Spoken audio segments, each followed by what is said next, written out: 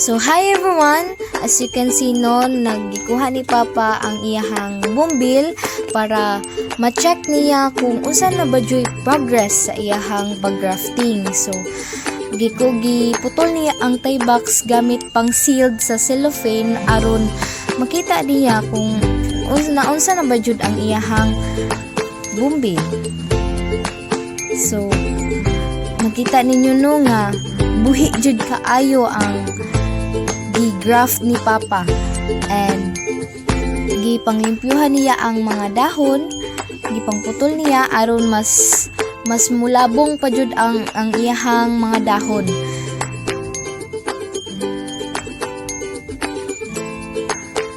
So giisa-isa niya kanang gunting tanan aron pagkuha sa cellophane.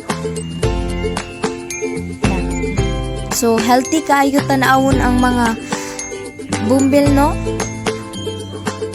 Mo nang timailhan nga successful jud ang pag-grafting ni Papa.